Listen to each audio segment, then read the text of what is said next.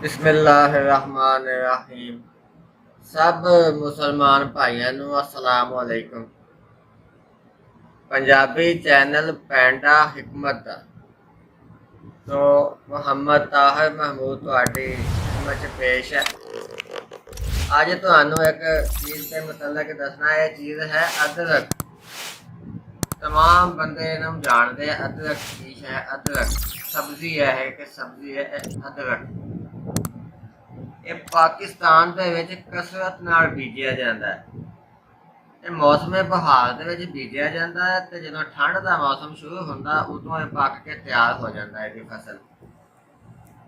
ਤੇ ਇਹਦਾ ਪੌਦਾ 2-3 ਫੁੱਟ ਲੰਬਾ ਹੁੰਦਾ ਹੈ। ਉਹਦੀ ਜੜ ਜਿਹੜੀ ਆ ਉਹਨੂੰ ਅਦਰਕ ਕਹਿੰਦੇ ਆ। ਇਹ ਦੇਖੋ ਅਦਰਕ। ਇਹਦੇ ਖਵਾਸ ਇਹ ਗਰਮ ਖੁਸ਼ਕ ਹੈ। ਇਹਨੂੰ ਜਦੋਂ ਵੀ ਇਸਤੇਮਾਲ ਕਰਨਾ ਹੈ ਇਹਨੂੰ ਛਿੱਲ ਕੇ ਕਰਨਾ ਹੈ। ਇਹਦੀ ਛਿੱਲ ਜਿਹੜੀ ਉੱਤੋਂ ਲਾ ਕੇ ਤੇ ਫਿਰ ਇਹਨੂੰ ਇਸਤੇਮਾਲ ਕਰਨਾ ਹੈ।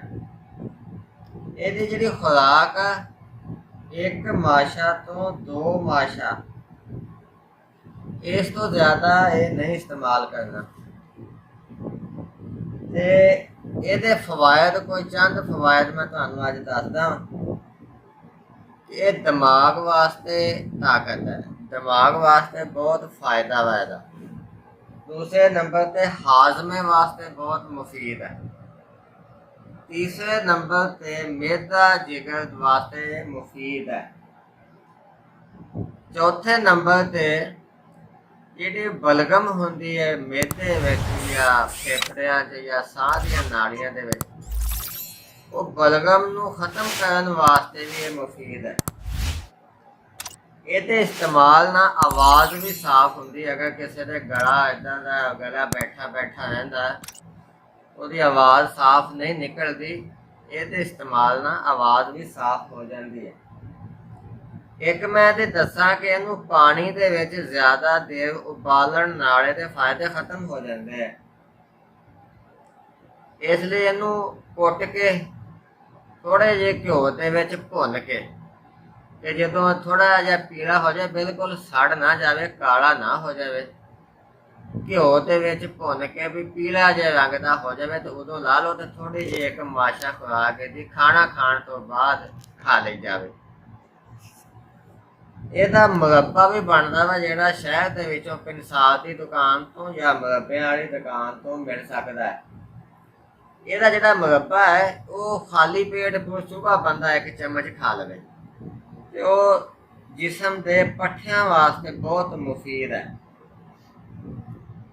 ਜਦੋਂ ਇਹਨੂੰ ਖੁਸ਼ਕ ਕਰ ਲਿਆ ਜਾਂਦਾ ਹੈ, ਇਸ ਖੁਸ਼ਕ ਕੀਤੇ ਹੋਏ ਅਦਰਕ ਨੂੰ ਸੁੰਡ ਕਹਿੰਦੇ ਆ।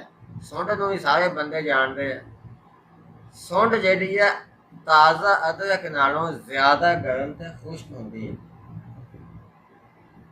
ਕਿਸੇ ਬੰਦੇ ਨੂੰ ਭਾਈ ਭੈਣ ਨੂੰ ਅਗਰ ਉਲਟੀਆਂ ਆਉਣੀਆਂ ਸ਼ੁਰੂ ਹੋ ਜਾਂਦੀਆਂ, ਉਹ ਉਲਟੀਆਂ ਬੰਦ ਹੀ ਨਹੀਂ ਹੁੰਦੀਆਂ, ਕਿਸੇ ਵੀ ਦਵਾਈ ਨਾਲ ਬੰਦ ਨਹੀਂ ਹੁੰਦੀਆਂ, ਉਹਦਾ ਬਿਹਤਰੀਨ ਇਲਾਜ ਹੈ ਅਦਰਕ। ਉਹਦਾ ਤਰੀਕਾ ਇਹ ਹੈ ਕਿ ਸੰਦੇ ਅਦਰਕ ਨੂੰ ਕੂੰਡੀ ਦੇ ਵਿੱਚ ਕੁੱਟ ਕੇ ਇਹਦਾ ਪਾਣੀ ਕੱਪੜੇ 'ਚ ਪਾ ਕੇ, ਕੂੰਡੀ 'ਚ ਕੁੱਟ ਕੇ ਇਹਦਾ ਗੁੱਦਾ ਕੁੱਟਿਆ ਹੋਇਆ ਕੱਪੜੇ 'ਚ ਪਾ ਕੇ ਉਹਦਾ ਪਾਣੀ ਨਿਚੋੜ ਲਓ।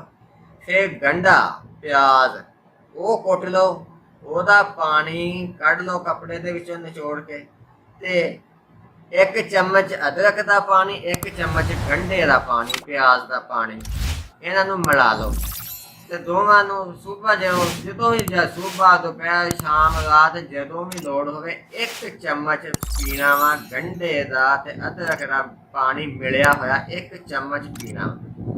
1 ਘੰਟੇ ਬਾਅਦ ਫਿਰ 1 ਚਮਚ ਪੀਣਾ ਵਾ। ਇਨਸ਼ਾਅੱਲਾ 1-2 ਖੁਰਾਕਾਂ ਨਾਲ ਹੀ ਉਲਟੀਆਂ ਆਉਣੀਆਂ ਬੰਦ ਹੋ ਜਾਣਗੀਆਂ।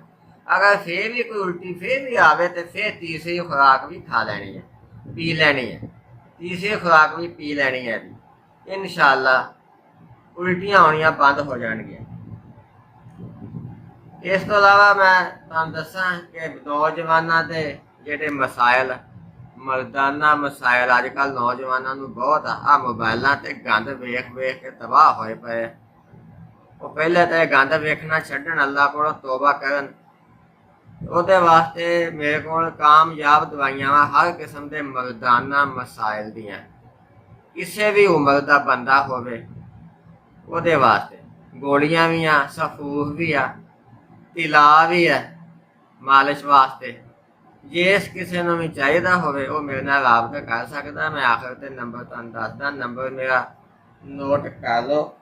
ਇਹ ਨੰਬਰ ਜਿਹੜਾ ਹੈ ਇਹ ਸਵੇਰ 7 ਵਜੇ ਤੋਂ ਲੈ ਕੇ ਸ਼ਾਮ 7 ਵਜੇ ਤੱਕ ਕੋਈ ਵੀ ਭਾਈ ਇਸ ਨੰਬਰ ਤੇ ਮੇਰੇ ਨਾਲ ਕਾਲ ਕਰਕੇ ਗੱਲ ਕਰਨਾ ਚਾਹਵੇ ਤਾਂ ਕਰ ਸਕਦਾ। 0310 80 36 552 ਤੇ WhatsApp ਨੰਬਰ ਹੈ ਮੇਰਾ, ਨਹੀਂ ਗਾ, ਮੇਰਾ ਇੱਕ ਸਾਥੀ ਹੈ ਉਹਦਾ WhatsApp ਨੰਬਰ ਹੈ।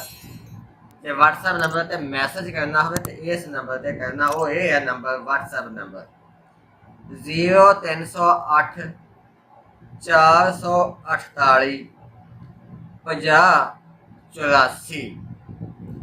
ਤੇ ਆਖਰ ਤੇ ਇਹ ਸੁਣ ਲਓ ਕਿ ਮਿਰਜ਼ਾਈ ਤੇ ਮਿਰਜ਼ਾਈਆਂ ਵਰਗਾ ਮਜ਼ਹਬ ਰੱਖਣ ਵਾਲੇ ਮੇਰੇ ਨਾਲ ਕਾਲ ਨਾ ਕਰਨ, ਕੋਈ ਰਾਬਤਾ ਨਾ ਕਰਨ। ਚੈਨਲ ਨੂੰ ਸਬਸਕ੍ਰਾਈਬ ਕਰੋ ਤੇ ਲਾਈਕ ਕਰੋ, ਮਿਹਰਬਾਨੀ। ਸਭ ਮੁਸਲਮਾਨ ਭਾਈਆਂ ਨੂੰ अस्सलाम वालेकुम।